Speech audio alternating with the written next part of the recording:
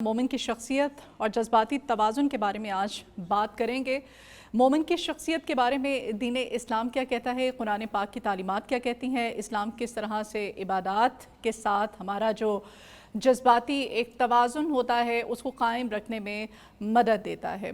ایک صاحب ایمان مشکلات میں خود کو کس طرح سے سنبھالتا ہے اور خوشیوں میں کس طرح سے جو دوسرے منافقین ہوتے ہیں جو کہ اس کے ارد گرد ہوتے ہیں، جو بلا وجہ اس کے لیے ہرڈلز کریٹ کرتے ہیں، کسی نہ کسی طرح سے ان منافقین کو اپنی خوشیوں میں انوالو کرنا چاہتا ہے لیکن وہ نہیں ہو پاتے ہیں۔ تو ان کے بارے میں کیا دین اسلام میں احکامات ہیں، قرآن پاک کی تعلیمات ایسے جو چہرے ہیں ان کے بارے میں کیا کہتا ہے۔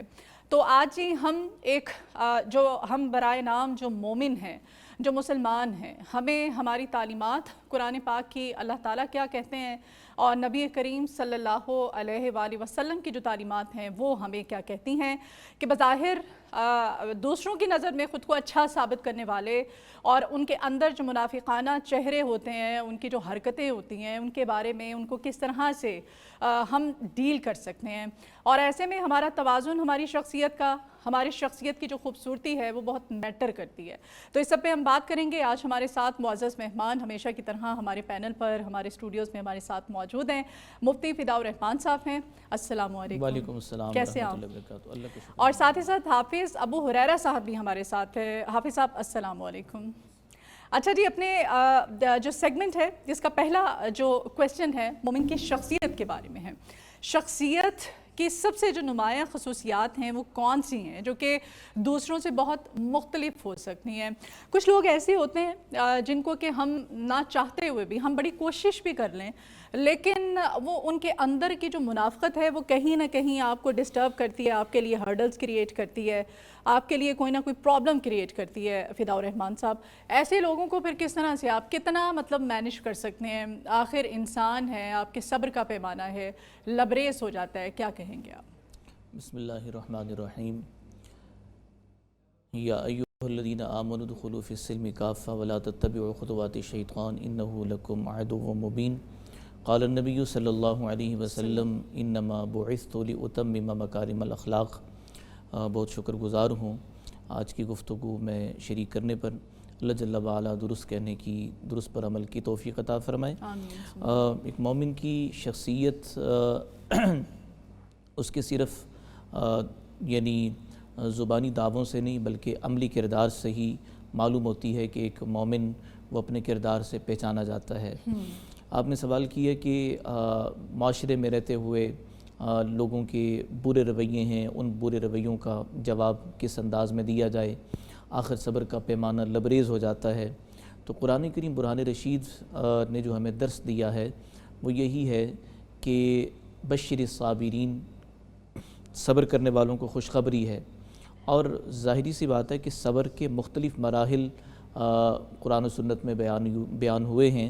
نمبر 1 کہ صبر کہتے ہیں کہ الصبر علی الطاعہ، نیکی پر جمے رہنا، الصبر عن المعصیہ، گناہوں سے اپنے آپ کو بچانے کی کوشش کرنا، الصبر علی المصائب، مصیبتوں پر جو ہے نا وہ گلے شکوے نہ کرنا، آہو گریہ زاری نہ کرنا، یہ بھی صبر کی تیسری قسم ہے۔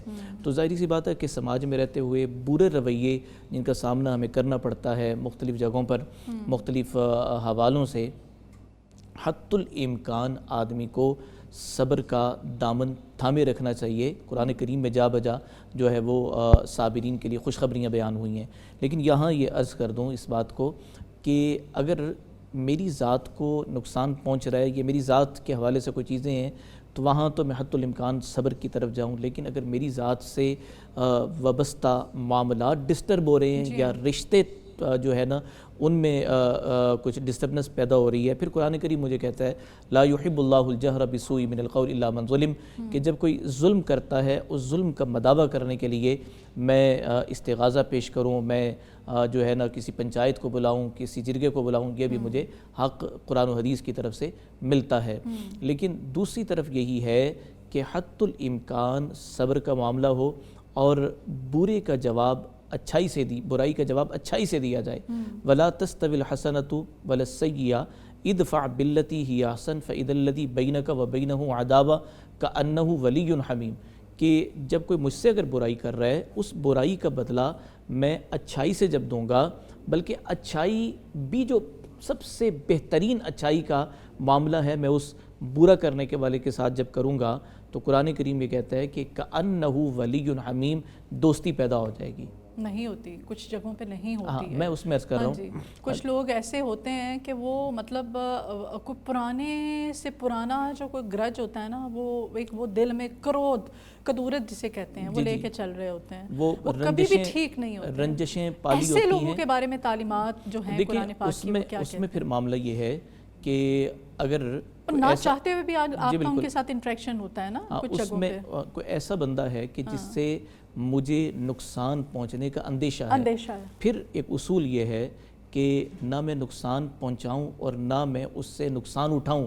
ظاہری سی بات ہے کہ اکٹھے رہتے ہوئے، محلے میں رہتے ہوئے، یا میرے کوئی خاندان کا قریبی ہے، تو پھر بھی اس کے ساتھ جو میرا معاملہ ہو، اذا خاطبہم الجاہلون قالوا سلاما، کہ میں سلامتی کا سلام کر کے ایسے شخص کو گزر جاؤں، یعنی حتی الامکان میرے سے جو میرا رویہ جو ہوگا وہ پازیٹیو وے میں ہی ہوگا، پازیٹیو تھنکنگ میں ہی ہوگا، لیکن اس کے باوجود کوئی سدھرتا نہیں ہے اور مستقل پیچھے لگا ہوا ہے، پھر مجھے چاہیے کہ کسی اچھے پیرائے میں کنارہ کشی کی کروں، کہ بھئی جسے کہتے ہیں نا کہ میں صاف لفظوں میں بولوں، اس کے منہ ہی نہ لگوں، اس کے منہ لگنے سے میں اپنے آپ کو بچاؤں، کہ بھئی جس سے مجھے بار بار ہی یہ صلہ مل رہا ہے، بار بار ہی ایسا سلسلہ ہے کہ جس سے میری دینی جو یعنی زندگی ہے اس میں نقصان ہو رہا ہے، میرے دنیاوی معاملات جو ہیں ان میں کمی کوتاہی آ رہی ہے، تو پھر ایسے جو ہے نا وہ شریر شخص سے میں اپنے آپ کو بچانے کی کوشش کروں۔ ٹھیک ہے حافظ صاحب،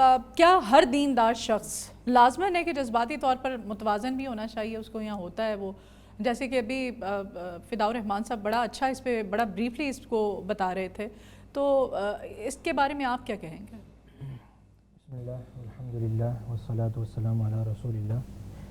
سب سے پہلے اس خوبصورت گفتگو کا حصہ بنانے پر آپ کا شکریہ۔ ہمارے ہاں ایسا ہوتا ہے، اور ایک یہ بڑا المیہ پایا جاتا ہے کہ جو شخص دین کی طرف راغب ہوتا ہے، نیا نیا دین سیکھتا ہے، نئے نئے اچھے اعمال کرنے کی کوشش کرتا ہے، اس کے مزاج میں ایک تلخی آ جاتی ہے، اس کے اندر ایک ایسی فیلنگز آ جاتی ہیں کہ وہ اپنے آپ کو ہر دم آسمانوں پر ہواؤں میں اڑتا ہوا سمجھتا ہے، اور اگلے بندوں کو وہ، میں اگر کہنا چاہوں تو جہنمی قسم کا سمجھتا ہے۔ وہ سمجھتا ہے کہ جنت میرے لیے ہے اور جہنم دوسروں لوگوں کے لیے جو میرے جیسے اعمال نہیں کر رہے۔ یہ ایک بہت بڑا المیہ ہے۔ دین اسلام دین فطرت ہے جو اللہ اور اس کے رسول اور دنیا کے درمیان ایک توازن کا نام ہے۔ ٹھیک ہے، توازن معاشرت میں بھی اور حقوق اللہ اور حقوق العباد کے درمیان بھی۔ اب جو حقوق اللہ ہیں وہ ہمیں اس بات کی تعلیم دینے کے لیے ہیں کہ ہم نے، اچھا یہیں سے ہم کنٹینیو کرتے ہیں۔ آپ کی آڈیو میں تھوڑا سا پرابلم آ رہا ہے، ہم آپ کی آڈیو پہلے ٹھیک کریں گے، پھر آپ کو شامل گفتگو کرتے ہیں۔ آج کا ہمارا ٹاپک ایسا ہے، تو فداء الرحمان صاحب، کیا یہ واقعی ہر دیندار شخص کے لیے لازمن ہے کہ وہ اس کی جو شخصیت ہے اس میں توازن بھی برقرار رہے؟ توازن برقرار رکھنا ہمارے لیے سم ٹائمز بڑا مشکل ہو جاتا ہے نا، میں وہی بات پھر کروں گی۔ تو کس طرح سے یہ جو خصوصیات ہیں یہ دوسروں سے پھر ہم کچھ ایسا کر کے ہمیں مختلف بنا سکتے ہیں؟ اس پر آپ سب بڑی خوبصورت گفتگو کر رہے تھے، اور میں بھی عرض کرنا چاہوں گا کہ دیکھیں دو چیزیں ہوتی ہیں کہ سوشل ڈیولپمنٹ اور ایموشنل ڈیولپمنٹ، کہ میں دوسروں کے دکھ اور درد کو، ان کی کیفیات کو سمجھ سکوں اور اپنے جذبات کو دوسروں تک پہنچا سکوں، یہ دو چیزیں ہیں۔ اور آج دیکھا جائے ترقی یافتہ جو ممالک ہیں، جو دنیا ہے، تو وہ ان چیزوں کی باقاعدہ تربیت دے رہی ہے، باقاعدہ ان چیزوں کو سکھا رہی ہے، اور 1400 سال قبل رسول اکرم صلی اللہ علیہ وسلم جو دین فطرت لے کر آئے، اس دین فطرت کے اندر اس چیز کا نام تزکیہ ہے، تزکیۃ النفس ہے، کہ آدمی سیلف پیوریفیکیشن کی طرف جائے، کہ کسی کی تعریف سے بھی اس کے معاملات میں کوئی ایسا نہ ہو کہ وہ تعریف سن کر آپے سے باہر ہو جائے اور تنقید سن کر وہ آپے سے باہر ہو جائے۔ توازن اس چیز کا نام ہے۔ وَكَذَلِكَ جَعَلْنَاكُمْ أُمَّةً وَسَطًا لِتَكُونُوا، کہ ہم نے تمہیں امت وسط بنایا ہے، معتدل بنایا ہے۔ اب وہ اعتدال میری زندگی میں آئے، اس اعتدال کو لانے کے لیے ضرورت ہے اس امر کی کہ قرآن و سنت نے جو تربیت کے مراحل بتائے ہیں وہ مراحل سے میں خود کو گزارنے کی کوشش کروں۔ اہل اللہ کی صحبت بہت ضروری ہے، اہل اللہ کا تعلق بہت ضروری ہے، اور علماء سے جو ہے وہ ان کی صحبت، ان کے ساتھ نشست، یہ بھی بڑی اہمیت کی حامل ہے۔ دیکھیں قرآن کریم نے ایک اصول بتایا کہ فَافْصَحُوا يَفْصَحِ اللَّهُ لَكُمْ، تم گنجائش پیدا کرو، اللہ تمہارے لیے گنجائش پیدا کرے گا۔ بے شک یہ بیسک پہلے ہم نے سٹارٹ کرنا ہے، یہیں سے فداء الرحمان صاحب سٹارٹ کریں گے۔ ایک کوئک بریک لینی ہے، ایک بریک لیتے ہیں، بریک کے بعد دوبارہ حاضر ہوتے ہیں۔ Good morning Lahore, welcome back, good morning Lahore. Program کے سیگمنٹ میں ہم بات کر رہے تھے کہ دین اسلام ہماری شخصیت کے بارے میں کیا کہتے ہیں، کہ متوازن شخصیت ایک مومن کی وہ کیسی ہونی چاہیے۔ مفتی فداء الرحمان صاحب ہیں، حافظ ابو ہریرہ صاحب ہیں۔ حافظ صاحب سے ہم جانتے ہیں، حافظ صاحب غصہ ہو، خوف ہو، اداسی ہو، ایک مومن ان تمام جذبات کو کیا احکامات ہیں کہ کس طرح سے کنٹرول کرنا چاہیے ایک مومن کو؟ بسم اللہ الرحمن الرحیم، الحمدللہ رب العالمین، والصلاة والسلام علی سید الانبیاء والمرسلین۔ اس خوبصورت مجلس کا حصہ بنانے پر آپ کا شکریہ۔ آپ نے سوال کیا کہ ایک مومن غصے کے وقت اس کا بیہیویئر کیسا ہونا چاہیے، مایوسی کے وقت اس کا بیہیویئر کیسا ہونا چاہیے، اور مختلف قسم کی جو سچویشنز اس کو سامنا کرنا پڑتا ہے اس کا بیہیویئر کیسا ہونا چاہیے۔ جناب رسول اللہ صلی اللہ علیہ وسلم نے فرمایا کہ ایک مسلمان کا جو معاملہ ہے وہ کتنا ہی اچھا ہے، بہی اعتبار کہ جب اس کو کوئی خیر ملتی ہے، کوئی بھلائی ہوتی ہے یا اس کو کوئی فائدہ پہنچتا ہے تو وہ اس پر شکر ادا کرتا ہے، فَهُوَ خَيْرٌ لَهُ، یہ اس کے لیے بہتر ہو جاتا ہے۔ اور جب اس کو کسی تکلیف کا، آزمائش کا، امتحان کا سامنا کرنا پڑتا ہے، وہ اس پر اللہ کے حضور صبر کرتا ہے تو یہ بھی اس کے لیے بہتر ہو جاتا ہے۔ جناب رسول اللہ صلی اللہ علیہ وسلم کے پاس ایک صحابی آئے اور کہنے لگے، یا رسول اللہ صلی اللہ علیہ وسلم مجھے کوئی وصیت کیجیے۔ اللہ کے رسول صلی اللہ علیہ وسلم نے فرمایا لا تغضب، غصہ نہیں کرنا۔ اس نے کہا اور؟ آپ نے پھر فرمایا لا تغضب، غصہ نہیں کرنا۔ اس نے کہا اور کوئی وصیت؟ آپ نے پھر فرمایا کہ لا تغضب، غصہ نہیں کرنا۔ نبی کریم صلی اللہ علیہ وسلم کی دوسری حدیث کو آپ اس کے ساتھ ملا لیں۔ نبی کریم صلی اللہ علیہ وسلم نے فرمایا لیس الشدید بالسرعہ انما الشدید الذی یملک نفسہ عند الغضب، پہلوان وہ شخص نہیں ہے کہ جو مقابلے کے وقت دوسرے بندے کو پچھاڑ دے، اس کو ہرا دے۔ پہلوان وہ ہے جو غصے کے وقت اپنے جذبات کو قابو میں رکھے۔ اسلام کی تعلیمات ہمیں غصے کے وقت اپنے نفس پر قابو رکھنے کی طرف کا پیغام دیتی ہیں۔ دوسری بات مایوسی، انسان جب ایک ٹائم پیریڈ سے گزر رہا ہوتا ہے اور ایسا ٹائم پیریڈ جب حالات اس کے موافق نہیں ہوتے، لوگوں کے رویے اس کے موافق نہیں ہوتے، ہر چیز میں اس کو ایسا سچویشن دیکھنا پڑ رہا ہوتا ہے جو اس کی آبزرویشن، اس کی ایکسپیکٹیشنز کے مخالف ہوتا ہے، اس موقع پر انسان کے اندر فطرتی طور پر ایک مایوسی کی کیفیت پیدا ہوتی ہے۔ اللہ نے قرآن کریم میں فرمایا لا تقنطوا من رحمت اللہ، دوسری جگہ فرمایا لا تیأسوا من روح اللہ، اللہ کی رحمت سے مایوس نہیں ہونا۔ کچھ دیر کا، کچھ پل کا، کچھ لمحوں کا مشکل وقت آ سکتا ہے، لیکن اللہ تعالیٰ کی رحمت کا بے پایا سمندر ختم نہیں ہوتا۔ اس سمندر میں کبھی نہ کبھی جوش آنا ہی ہے۔ اللہ تعالیٰ کی حکمت ہے کچھ وقت کے لیے انسان کو آزمانا، اس لیے کہ احسب الناس ان یترکوا ان یقولوا آمنا وہم لا یفتنون، کیا لوگ یہ سمجھتے ہیں کہ ہم صرف ایمان لائے ہم کافی ہو گئے اور ہمیں آزمائش نہیں کی جائے گی؟ ان کو آزمایا جائے گا، ان کو مختلف حالات سے گزارا جائے گا، ان کا رویہ دیکھا جائے گا۔ کیوں دیکھا جائے گا؟ فَلَيَعْلَمَنَّ اللَّهُ الَّذِينَ آمَنُوا وَلَيَعْلَمَنَّ الْمُنَافِقِينَ، تاکہ اللہ لوگوں پر یہ ظاہر کر دے کہ ایمان والے یہ لوگ ہیں اور منافق لوگ یہ ہیں۔ ایمان کا زبانی دعویٰ کرنے والے یہ لوگ ہیں، ایمان کو دل میں یقینی طور پر بسا لینے والے یہ لوگ ہیں، عمل کرنے والے لوگ ہیں۔ رویے بہت سے لوگوں کے ساتھ مختلف ہوتے ہیں، ہر آدمی کو اللہ تعالیٰ نے الگ الگ فطرت دے رکھی ہے۔ کچھ لوگ بڑے سوبر بیہیویئر رکھتے ہیں، کام ہوتے ہیں، کچھ لوگ فطرتی طور پر غصے والے ہوتے ہیں۔ جو لوگ کام ہوتے ہیں، ٹھنڈے مزاج کے ہوتے ہیں، وہ ہر معاملے میں ٹھنڈا مزاج رکھتے ہیں، غصے والی جگہ پر بھی وہ ٹھنڈے ہو جاتے ہیں، یہ بھی ایک اچھی چیز نہیں ہے۔ جو لوگ غصے والے ہیں وہ ہر چیز میں جلدی ری ایکشن شروع کر دیتے ہیں، یہ بھی اچھی چیز نہیں۔ اعتدال، جیسا کہ مولانا صاحب نے فرمایا وَجَعَلْنَاكُمْ أُمَّةً وَسَطًا، درمیانی امت، اعتدال کی امت۔ آپ نے خرچ کرنا ہے. والذین اذا انفقوا لم یسرفوا ولم یقتروا وکان بین ذلک قواما. خرچ کرنا ہے، نہ فضول خرچی کرنی ہے، نہ ہاتھ تنگ کر لینا ہے، درمیان میں. آپ نے کسی کے ساتھ بیہیو کرنا ہے تو محبت میں اتنا آگے نہیں بڑھ جانا کہ بعد میں آپ کو پشیمانی اور ندامت کا سامنا کرنا پڑے. آپ نے نفرت کسی کے ساتھ کرنی ہے، کسی کے ساتھ دشمنی پالنی ہے، اگر اس حد تک نہیں چلے جانا کہ بعد میں آپ پچھتائیں. کل کو آپ جب آمنا سامنا ہو تو آپ ایک دوسرے کے ساتھ نظریں بھی نہ ملا سکیں. اچھا وقت بھی آتا ہے. فدا الرحمان صاحب، یہ نماز، ذکر الہی، اس میں خود کو مصروف رکھنا، کیا یہ ذہنی دباؤ اور جذباتی جو ہماری بے چینی ہوتی ہے اس کو کم کرنے میں مددگار ثابت ہوتا ہے؟ دیکھیے قرآن کریم میں اللہ جل وعلا فرماتے ہیں الا بذکر اللہ تطمئن القلوب، اقیم الصلاۃ لذکری. ظاہری سی بات ہے کہ ذکر اللہ میں ہی قلبی اطمینان قلبی کا وعدہ ہے، اور نماز بھی اللہ کا ذکر ہے، قرآن کریم بھی اللہ کا ذکر ہے. لیکن اس کے ساتھ ساتھ یہ ساری چیزیں ہیں حقوق اللہ سے ان کا تعلق ہے، اور حقوق اللہ کی ادائیگی کے ساتھ اگر حقوق العباد میں کمی اور کوتاہی ہے تو پھر وہ عبادت تو لٹک جائے گی. اللہ جل وعلا نے قبولیت کا جو معاملہ فرمانا ہے کہ اس کے حقوق کی ادائیگی کے ساتھ ساتھ جو اس نے اپنے بندوں کے حقوق متعین کیے ہیں ان کو بجا لانے کی بھی بھرپور کوشش ہو. آدمی اپنی ہمت اور بساط کے باقدر ان کی ادائیگی کی فکر میں لگا رہے کہ یہ حقوق میری طرف متوجہ ہیں، میں نے ان کو کیسے ادا کرنا ہے اور کس انداز میں ادا کرنا ہے.